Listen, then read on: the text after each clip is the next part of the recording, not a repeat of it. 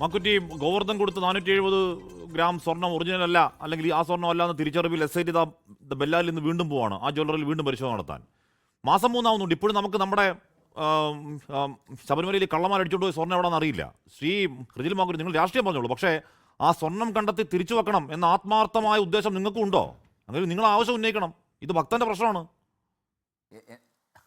ശ്രീ ആഷ്മി, കേരളത്തിലെ പ്രത്യേക അയ്യപ്പ ഭക്തന്മാർ ഉന്നയിക്കുന്ന അവരുടെ വിശ്വാസത്തുമായി ബന്ധപ്പെട്ട് സ്വർണം എവിടെയുണ്ടെങ്കിലും അത് കണ്ടെത്തണം എന്നുള്ളത് തന്നെയാണ് ഈ പറയുന്ന ചർച്ചയിലുള്ളതിനിടം. അൽകുമാർ പറയുന്ന കാര്യം ഈ പറയുന്ന ഗോവർദ്ധൻ കൊടുത്ത അയാളുടെ ജാമ്യാപേക്ഷയാണ്. അത് ഒരു ജാമ്യാപേക്ഷയിൽ ഒരു പ്രതി ഒരു കള്ളൻ കൊടുക്കുന്നതല്ലല്ലോ വേദവാക്യം. അതിനകത്ത് സ്പെഷ്യൽ ഇൻവെസ്റ്റിഗേഷൻ ടീം കൊടുത്തിട്ടുള്ള SITയുടെ റിമാൻഡ് റിപ്പോർട്ടല്ലേ, ആ റിപ്പോർട്ടിനകത്ത് സ്വർണം കണ്ടെത്തിയില്ല. കണ്ടെത്താനുള്ള തീരുമാനം എടുക്കണം. അങ്ങനെ ആത്മാർത്ഥത ഉണ്ടെങ്കിൽ ഈ സർക്കാർ അതിന് തീരുമാനം എടുത്തിട്ടില്ലല്ലോ. ഈ പറയുന്ന അനിൽകുമാറിന്റെ തെറ്റായ വാദഗതികൾ എങ്ങനെ അംഗീകരിക്കാൻ പറ്റും? അദ്ദേഹം പറഞ്ഞ വക്കീലാണ്. ഇതേപോലെ വക്കീൽ ഒരു പ്രതിയെ കൊണ്ട് കോടതിയിൽ പോയ ആ പ്രതിയുടെ അവസ്ഥ എന്താണെന്ന് നമുക്ക് അറിയാൻ സാധിക്കും.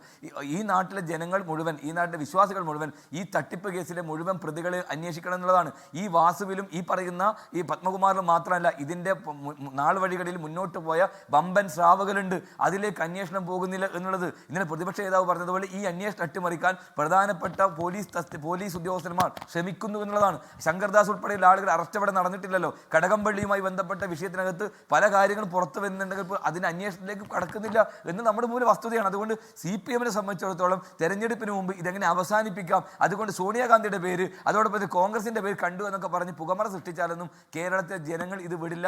3 മാസം മാത്രമേ പിണറായി വിജയന്റെ ആയുസുള്ള സർക്കാരിന് UDF ഗവൺമെന്റ് വന്നാൽ ഇതിനകത്തുള്ള മുഴുവൻ കള്ളന്മാരെയും ഏത് ഉന്നതനായാലും CPM നേതൃത്വമായാലും അവരെയൊക്കെ തൂക്കി ജയിലിലിട്ടിട്ട് മാത്രമേ ഈ ഗവൺമെന്റ് മുമ്പോട്ട് പോകുന്നത് പറയാൻ ഞങ്ങൾ ആഗ്രഹിക്കുകയാണ്. കേരള ജനങ്ങൾക്ക് ബോധ്യപ്പെട്ടല്ലോ, കഴിഞ്ഞ പഞ്ചായത്ത് തെരഞ്ഞെടുപ്പിൽ നമ്മൾ കണ്ടല്ലോ. അതിനേക്കാളും വലിയ തിരിച്ചടി ഈ അയ്യപ്പന്റെ സ്വർണം കെട്ട ഈ സർക്കാരിനെതിരായി വലിയ ശക്തമായ തിരിച്ചടി ഉണ്ടാകും. ഞങ്ങൾ അധികാരത്തിലേറിയാൽ ആദ്യം ഈ പെരുങ്കള്ളന്മാരെ, ഈ സഖാക്കളാണ് കള്ളന്മാരെന്ന് ഞങ്ങൾ ആ പാട്ടിൽ പറഞ്ഞതുപോലെ ഈ കള്ളന്മാരെ എല്ലാത്തിനും തൂക്കുമെന്ന് സംബന്ധിച്ച് ഒരു തർക്കവും നിങ്ങൾക്ക് വേണ്ട. അയ്യപ്പന്റെ മുതൽ എവിടെയുണ്ടെങ്കിലും ആ കട്ടവരെ പൊക്കിയിരിക്കുമെന്നുള്ളത് ആവർത്തിച്ച് പറയാൻ ഞങ്ങൾ ആഗ്രഹിക്കുകയാണ്. ലോകത്തെവിടെയായാലും ഏത് സമയത്തും 24 വാർത്തകളും ഓഗ്മെന്റഡ് റിയാലിറ്റി പാക്കേജുകളും എക്സ്പ്ലെയിനറുകളും വിശദമായി കാണാൻ ഞങ്ങളുടെ YouTube ചാനൽ നിങ്ങൾക്ക് സബ്സ്ക്രൈബ് ചെയ്യാം.